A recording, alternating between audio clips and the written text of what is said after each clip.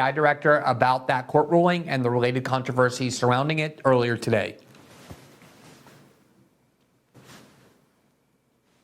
We had this explosive 155-page opinion from a federal court in my home state of Louisiana. It explains in detail that the FBI has been directly involved in what the court says is, quote, arguably the most massive attack against free speech in United States history.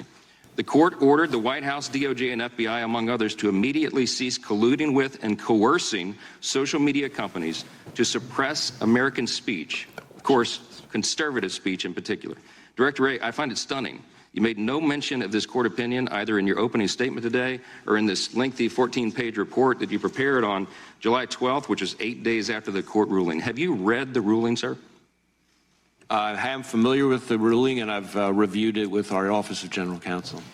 Are you deeply disturbed by what they've told you about the ruling if you haven't read it yourself? Obviously, we're going to comply with the court's order, the court's preliminary injunction. We sent out guidance to the field and the headquarters about how to do that. Needless to say, the injunction itself is a subject of ongoing litigation, and so I'll decline to comment further on. Well, let me tell you what the court concluded, because it should be the first thing you think about every morning and the last thing you think about at night. They said that, quote, the court found, apparently the FBI engaged in a massive effort to suppress disfavored conservative speech and blatantly ignored the First Amendment's right to free speech. The evidence shows the FBI threatened adverse consequences to social media companies that they did not comply with its censorship request. The court found that, quote, this seemingly unrelenting pressure by the FBI and the other defendants had the intended result of suppressing millions of protected free speech postings by American citizens. As a result, the court states, for example, millions of citizens did not hear about the Hunter Biden laptop story prior to the November 3rd, 2020 election. Page 4 of the court ruling lists some of the important subjects that the Biden administration and the FBI forced the social media platforms to suppress. The evidence shows your agency, the people that directly report to you, suppressed conservative-leaning free speech about topics like the laptop, the lab leak theory of COVID-19's origin, the effectiveness of masks and COVID-19 lockdowns and vaccines, speech about election integrity in the 2020 presidential election, security of voting by mail, even parody about the president himself, negative posts about the economy. The FBI made the social media platforms pull that information off the internet if it came from conservative sources. So that alone is remarkable. Just the court ruling itself, whether you agree with it or not, is an extraordinary indictment of how the FBI is using its power. And I defy you to go find your favorite left liberal YouTube programs or political podcast and see if there's any substantive discussion of that court ruling at all. To the extent that large media corporations talked about it, it was to malign it, to mock it, to insist that because it was a Trump-appointed judge, even though it was a judge that, like all federal judges, had the approval of the Senate, it was somehow inherently illegitimate. The Biden administration, of course, is appealing that, but just that issue alone merits enormous amounts of scrutiny and journalistic attention, and it received very little. And the same was true of most of the issues presented at this hearing today, which we will analyze and review and report on as soon as we are done with our discussion with Congressman Johnson, which we are about to conduct right now. Congressman Johnson has represented Louisiana's 4th Congressional District since 2016. He is a member of House leadership, currently the vice chair of the House Republican Conference, and prior to being elected to Congress, spent most of his life as a constitutional lawyer, engaging in litigation and other forms of activism to secure the Bill of Rights. We are delighted to welcome the congressman to his debut appearance on System Update to discuss today's hearing and related issues involving the FBI.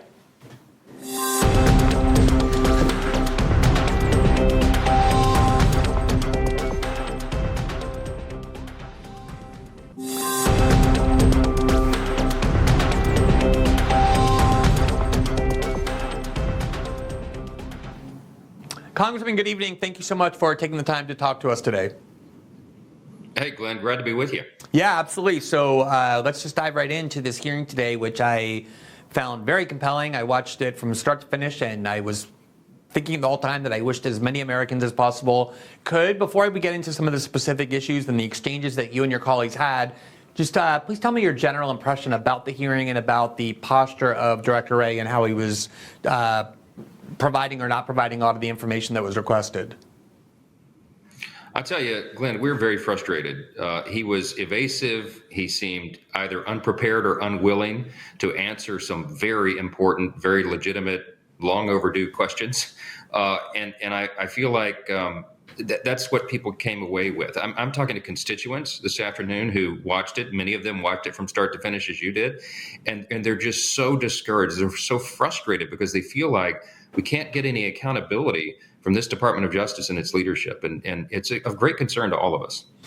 One of the dynamics that really struck me, and I think it's one of the reasons he felt entitled to behave in the way he did, this kind of evasive and non-responsive way, was there was a very schizophrenic feel to the hearing because the Republican members on the committee had 5 minutes to ask questions, and then there was alternating that with your Democratic colleagues. And with a couple of exceptions, including Congresswoman Jayapal, whose questioning I thought was necessary and impressive, and we're going to cover that in just a little bit.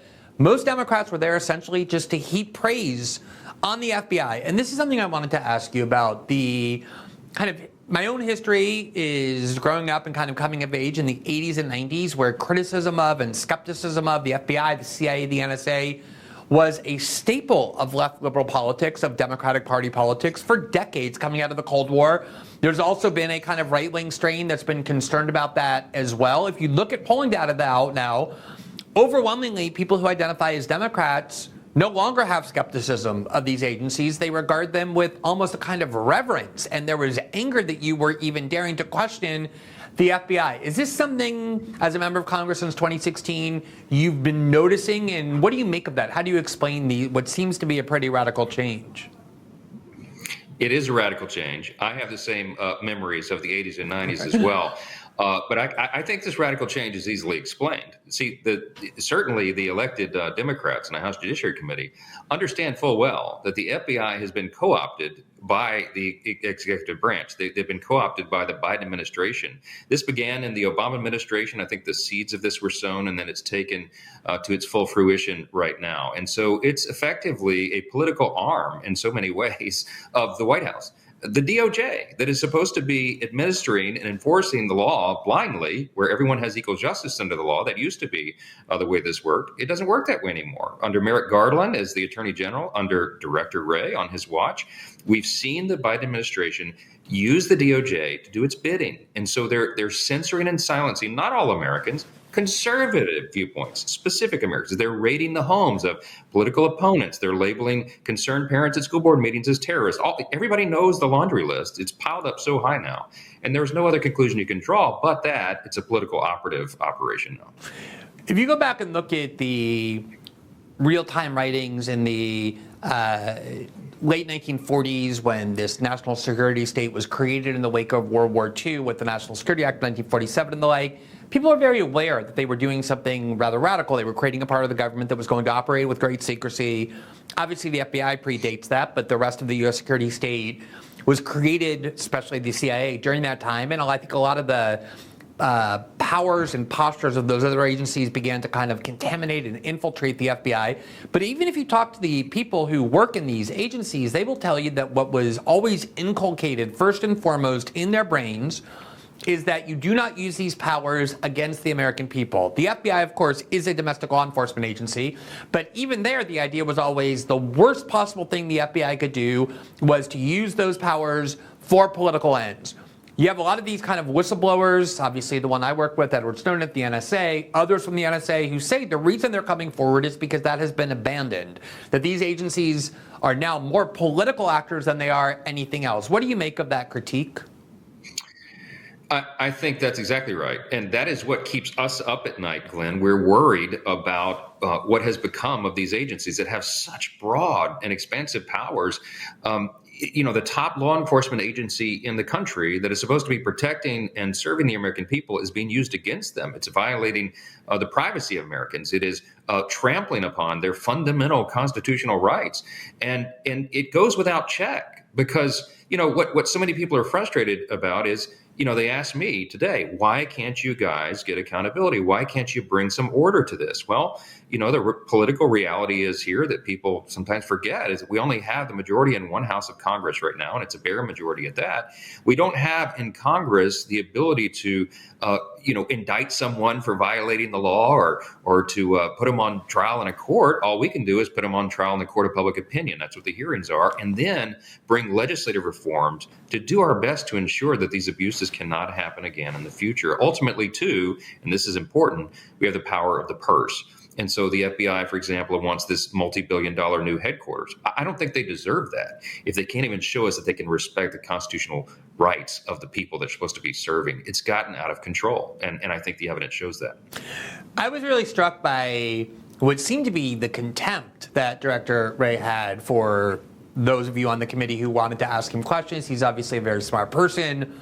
And yet the ignorance he was feigning about so many issues was so striking. And of course, if he's expressing contempt for you, it means he's expressing contempt for your constituents and ultimately for the constitutional order. I wanted to ask about one specific issue on which you focused, and I was glad you did, which was this extraordinary courtroom that came out of from a judge in your state, in Louisiana. The magnitude of this ruling seems so enormous to me, especially when set next to the virtual lack of media attention it has been given, not just because of the order itself, but because of the findings. Why did you decide that judicial ruling was so significant that you wanted to spend a good part of the 5 minutes you had with the director today? Look, I encourage my colleagues to use their 5 minutes on it as well. I think this ought to be the headline in every newspaper and every news organization in the country. I mean, this judge wrote 155 pages to issue a preliminary injunction. That's rare. I used to be a federal court litigator. I litigated constitutional law cases. This is not done often, and the reason Judge Doty did that is because he wanted to methodically lay out here exactly what the evidence has showed in his courtroom, and the evidence and what it has shown is stunning. And he uses words that sound like it's political talking points from us. This is a federal judge who says that arguably this is the most massive attack on the First Amendment freedom and the right to free speech in United States history. And he is not overstating it. The implications of this are gigantic. The court lays out the facts, how the FBI was regularly meeting with the social media platforms and basically coercing them under threat of negative consequence to take down voices they disagreed with. And it wasn't, foreign malign actors, as Director Wray feigned there. He knows what was going on. This was American citizens. It was conservatives online talking about their concerns over election security, over vaccine mandates, and the effectiveness of the vaccine itself, and even parody about the president, jokes about President Biden, negative content about the economy. The FBI had agents meeting with the social media platforms and basically ordering them to take this stuff down. Now, this is in the record of the case. They sent Agent Chan to go and testify, Elvis Chan, who's now an infamous figure, because he was in charge of this. He works in the San Francisco district office of the FBI, the field office, because that's the head where all the social media companies are headquartered. And he was meeting with him regularly and having this great success because he testified under oath in the litigation that he had a 50% success rate. Glenn, when he brought a concern and said, these conservative voices need to be silenced, censored, taken offline, it was done at their behest. Of course, if you're the social media platforms, this is the FBI, you're not going to mess with them. So they did their bidding. And the effect of it is profound. I mean, the court pointed out, just by way of example, he said, millions of free speech postings of American citizens were never seen because the FBI had them taken down. And one effect was that, for example, the court notes millions of Americans never heard about the Hunter Biden laptop story prior to the November 2020 election. We know now post-election polling says that had they known of that, it might well have affected many, many votes. And we'll never know. We can never unwind history to know what an effect that had. That's just one example of so many. I've been stomping my feet about this for a long time. Before becoming a journalist, I was also a constitutional lawyer.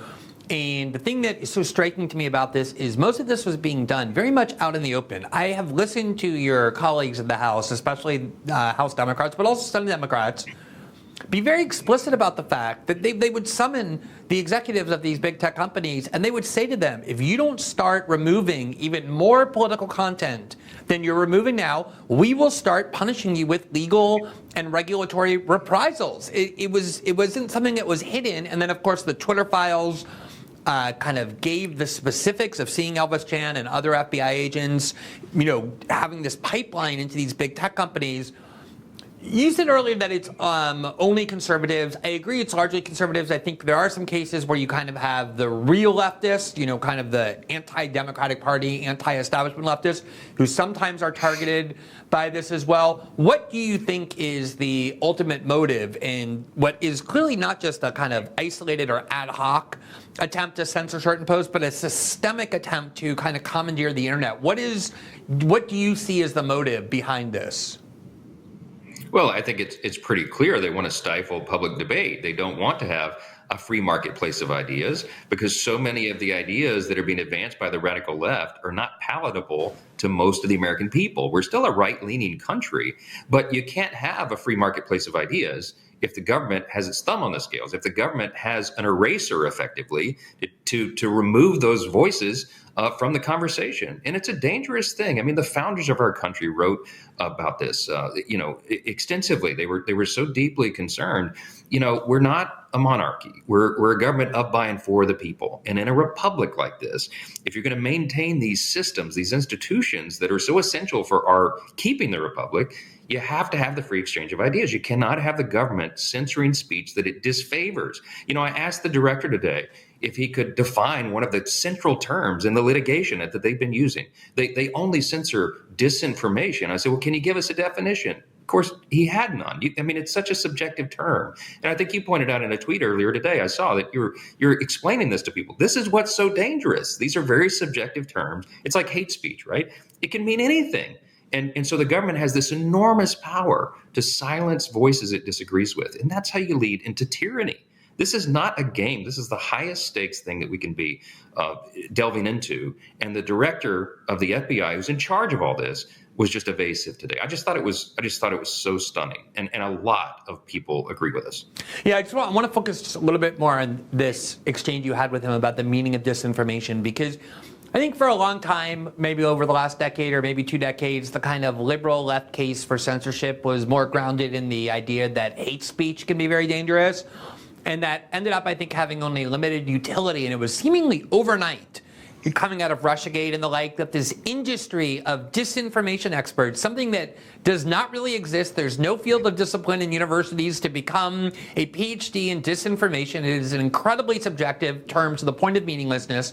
They kind of sprung up overnight. That became the justifying framework for how the media tries to manipulate propaganda. But the fact that it's now being used by the government itself, I think is incredibly alarming. I guess the question I have is, even if you could define disinformation, even if that were a term susceptible to some kind of very fixed meaning, why would anybody trust the FBI or Homeland Security or anyone on the left or right to decree truth and falsity to the point that you cannot question what's decreed true? That is the question, and I wanted to lead the director down that road to ultimately ask him that, but he couldn't even concede. He didn't even pretend to know what disinformation is or that they use the term. It was feigned is the right word. You used that earlier. I think he was disingenuous, but that's the ultimate principle there. And the court, by the way, in Louisiana, in this massive opinion, points out, in his recitation of the applicable law in the case, he says an injunction has to be enjoined here. He said it's a bedrock principle of constitutional law in this country that the government does not get to decide what speech gets to be heard. The government can't decide that it disfavors a viewpoint and shut it down. It's called viewpoint discrimination. It's blatantly unconstitutional. That's been the law in this country since the beginning. And now you have the biggest law enforcement agency in the country openly engaging in it, regularly meeting with the platforms. And by the way, Elvis Chan, Agent Chan, who was testifying on behalf of the FBI, he's the star witness of the case. He said that they were planning to do this all the way through the 2024 election, at least. Thank goodness The attorneys general in Louisiana and Missouri and some of these other states have stepped up to try to stop this, and they brought it to the attention of the court. They've enjoined it for now. But as you've noticed, the Biden administration and the DOJ, the FBI, have appealed that ruling. So apparently they want to go to the Fifth Circuit now, the U.S. Court of Appeals for the Fifth Circuit, and argue they somehow have the right to do this. It's just really unbelievable. I mean, it's an incredibly potent weapon. You know, if you have this weapon in your hand to control the flow of information over the primary source of receiving information and forming political opinions, which is now the internet, of course you're going to pursue that and protect and preserve that until the end. Let me switch gears just a little bit and ask you about the issue of the FBI in January 6th. I personally think people who are raising a lot of these valid questions have sometimes done a disservice to this cause by going a little bit further than what the evidence warrants in terms of the claims being made about the role the FBI did play. What really shocked me, though, was he said, Director Wray did, that he is incapable of saying 2 years or more later after this riot at on the Capitol on January 6th, whether or not the FBI had any FBI informants or undercover agents on the ground participating in this in these events. What do you make of the FBI's role? What is your view of whether the FBI had some kind of a role and what the Congress can do to extract more information about that? Well, we've been asking for it. We've been requesting this for a long, long time. They've been very evasive, and he did it again today. But I think you could tell by the way he answered that question, and certainly by his body language, he's hiding something. He was very he very carefully said, we didn't have any plainclothes officers or agents in disguise there. And then he was grilled on it. I think it was Andy Biggs, my colleague from Arizona, who was asking him, and he went over it again and again. And finally, he got the director he had to concede, well, I'm not saying there weren't some assets involved. I'm really not prepared to answer that today. I mean, come on. The people are owed these explanations. And it's not even that incredible of a revelation. I mean, we have FBI intelligence assets all over the Capitol all the time. He could just concede the truth of it, but he's unwilling to do it. And what that does, of course, is it draws more suspicion. It just plays right into this narrative that has developed because of the evidence that the FBI is in on it. It makes him look corrupt, and maybe there's nothing wrong with that, but we don't know. And that in itself is a problem. On some level, and there was some questioning about this very early on in the Senate, and it was raised by Democrats, and when they realized where that might lead, they immediately kind of withdrew it. It was never something the FBI was willing to talk about again. On some level, if you look at the groups that are alleged to have led and organized these events, these are groups the FBI had long identified as being what they regard as domestic extremists. You would expect almost, you would want the FBI to monitor them, to have informants in them, if you're somebody who believes that that's a proper role for the FBI to play. So the idea that they were simultaneously pointing to the Oath Keepers and the 3%ers and the Proud Boys as being these grave threats, and yet didn't have informants within these groups is so incredible. And I think that seems to be the reason why they're kind of in a damned if you do, damned if you don't position. But on some level, isn't there some obligatory process or subpoena or something that needs to be done to force them to answer? Yes. I mean, Glenn, the truth will set us free. I mean, we have to get the answers. We're owed those answers, and they're doing everything within their power to prevent that coming forward. And we're using every tool in the arsenal that we have. I mean, we've subpoenaed this. If it has high intelligence value, we'll review it in the SCIF. But these answers have to come forward, and we're going to have to compel them. And if the leadership of the DOJ and the FBI continue to take these positions and be evasive and not provide the information, you're going to hear increasing calls for impeachments. I mean, we don't have that many tools. We have to use the ones that are available to us, and our constituents are demanding that, and they're right to do so. They're right to do so. Absolutely. So you've been generous with your time. I just want to ask you one last question while you hear about a different topic. When Russia invaded Ukraine, you were very clear in your harsh condemnation of Russia as having done something both illegal and immoral, but you were also one of the 57 House members to vote against the authorization of $40 billion to send there last May, the only time I think Congress voted on it, essentially invoking the argument that Americans are suffering at home. We can't be spending what will be hundreds of billions of dollars on a foreign war. That was about a year ago. Congress hasn't been asked really to vote again, although it's been in authorizations.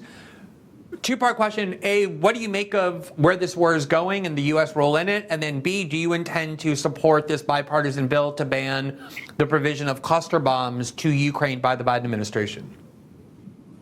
Well, the first one is we cannot allow Vladimir Putin to take another country. It upsets the world order since World War II.